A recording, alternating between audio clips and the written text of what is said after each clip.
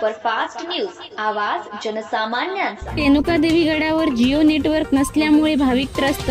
Network असूनही call लागत नाही, आवाज येत नाही, इंटरनेट अंशतः सुरू। माहूर ते तीर्थक्षेत्र असल्यामुळे इथे दररोज हजारो भाविक पुणे, मुंबई, संभाजीनगर, अहिल्यानगर व परराज्यातून सुद्धा भाविक इथे दर्शनासाठी येत असतात।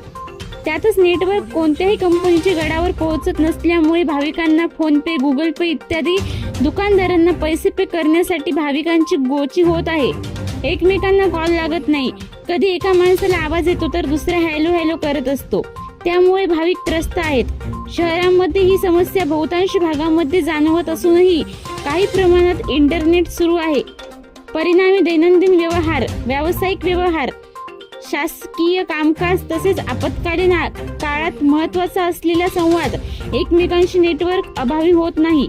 या तांत्रिक विभागाचा फटका व्यापारी वर्ग, विद्यार्थी, नोकरदार आणि सर्वसामान्य नागरिकांना बसतोय।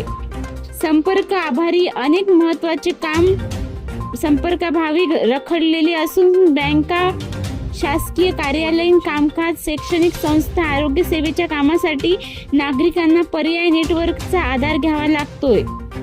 दरम्यान जिओ, आयडिया, BSNL याबाबतची कोणतीही माहिती सध्या सांगण्यात आलेली नाही। इंटरनेटवर सर्व प्रकारची रेंज पूर्ववत करण्यात यावी अशी मागणी आता जोर धरत आहे। महाराष्ट्र सुपरफास्ट न्यूजसाठी विनोद जाधव, माहूर।